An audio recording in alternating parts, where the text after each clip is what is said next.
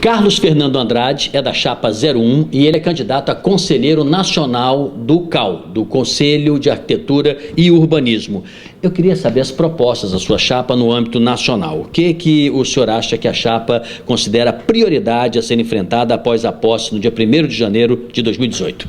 Ô Sidney, o CAU é uma luta, tem sido uma luta quase que centenária dos arquitetos, não é?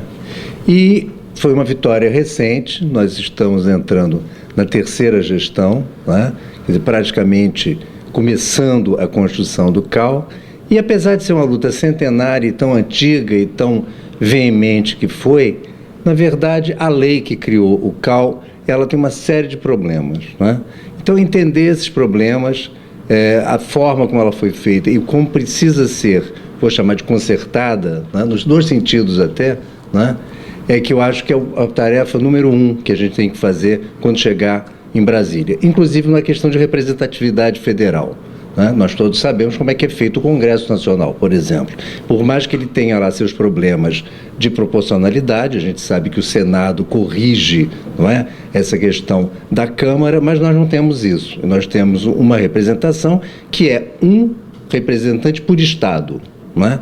Então, estados que têm problemas urbanos e, portanto, arquitetônicos seríssimos, têm a mesma representatividade, um representante, um conselheiro, do que outros estados, inclusive o meu, o Rio de Janeiro, que tem, como você sabe muito bem, problemas urbanos seríssimos, né? Gravíssimos até.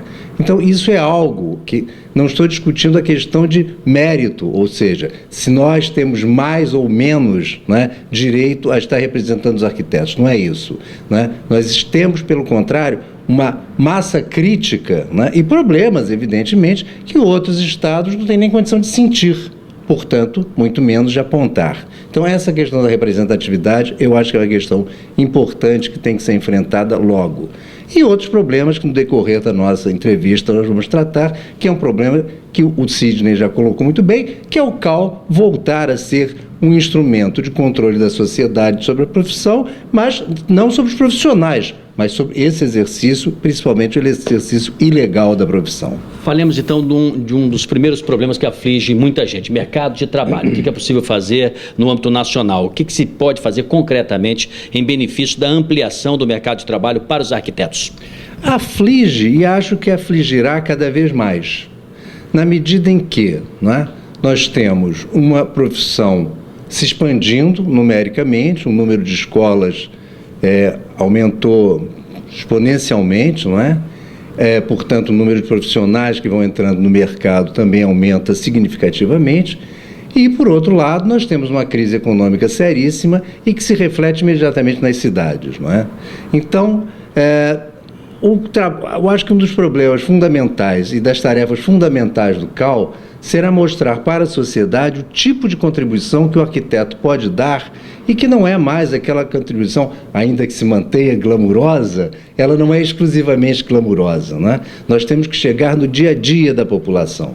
Nós temos que ampliar o mercado, ampliando a nossa atuação, não é? Não existe uma fórmula mágica nem econométrica. É uma questão de nós mostrarmos de que a arquitetura é também uma ciência, é também uma técnica, é algo que nós temos que oferecer, não é? E que, portanto, a sociedade precisa se aproveitar desse conhecimento profissional. Então vamos aprofundar um pouquinho mais isso, falando do posicionamento profissional, tem um pouco a ver com a sua resposta. Qual é o papel do arquiteto na atual sociedade brasileira sob a ótica de alguém que pretende ser conselheiro nacional? Bom, exatamente nesse sentido, quer dizer, você tem hoje a formação das cidades brasileiras, e o Rio de Janeiro talvez seja um dos exemplos mais candentes disso, ela não é mais construída pelos profissionais, quer dizer, algum tipo de profissional há de ter, mas não o profissional, aquele que é formado tecnicamente para desenhá-la, para construí-la, para gerenciá-la. Então você tem hoje um nível de irregularidade urbanística que é formidável, não é? Se nós formos entrar, por exemplo, na cidade do Rio de Janeiro, a cidade do Rio de Janeiro, por incrível que pareça, tem uma população que não cresce. Aí você vai dizer, não, isso não é possível, porque eu estou vendo gente para todo lado. Não, você está vendo gente para todo lado, não é? Morando cada vez mais numa situação de irregularidade, não é? Infelizmente, nós vivemos um processo perverso onde no Rio a gente abandona áreas que são infraestruturadas para ocupar áreas que não estão infraestruturadas. Ou seja, há bairros inteiros da cidade que perderam população. Copacabana, que foi o símbolo máximo nos anos 60, 70 das altas densidades urbanísticas, hoje já perdeu 1/3 da sua população. Pasme, 80 mil pessoas de Copacabana desapareceram, e aí eu estou usando um termo dramático, porque óbvio que elas desapareceram não porque morreram necessariamente, mas porque se mudaram, etc. e tal. Enfim, eram 80 mil pessoas a menos do que em 1960. Agora, em todos os bairros, a população favelada aumentou.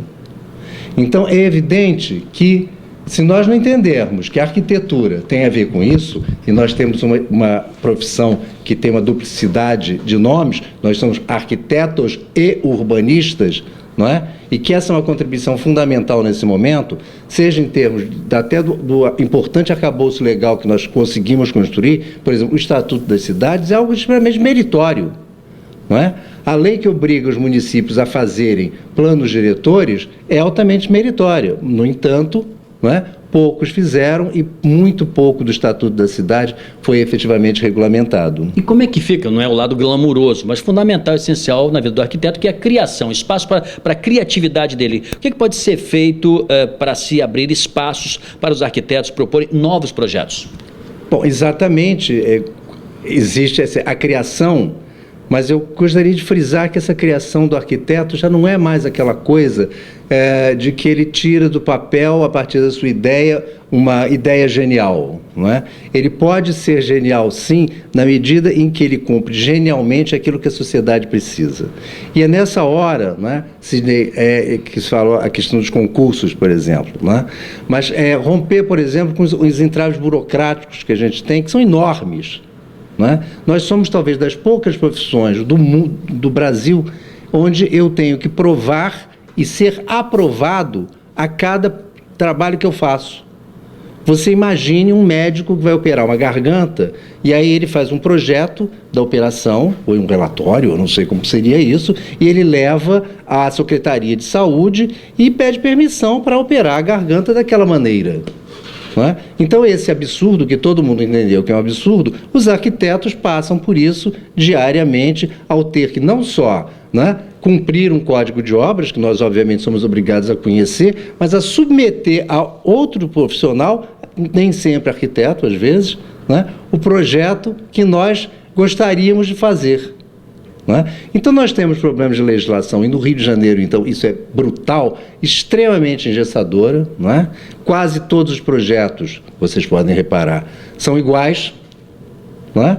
Você tem 2 tipos de edificação, primeiro os mais recentes, então isso tolhe extremamente a criação, e, por outro lado, o projeto faz uma cidade muito ruim, não é? Uma cidade muito mais voltada para o carro do que para o ser humano, muito mais interessada nas vagas de garagem do que nas áreas de convívio. Então, isso eu acho que vai ter que ser mudado seriamente. Vamos aproveitar os 2 minutos que faltam, até porque isso é política também, né? Isso é arquitetura, mas é política também. O que é vital lutar nos próximos 3 anos nessa complexa relação com os governos estaduais e o federal especificamente?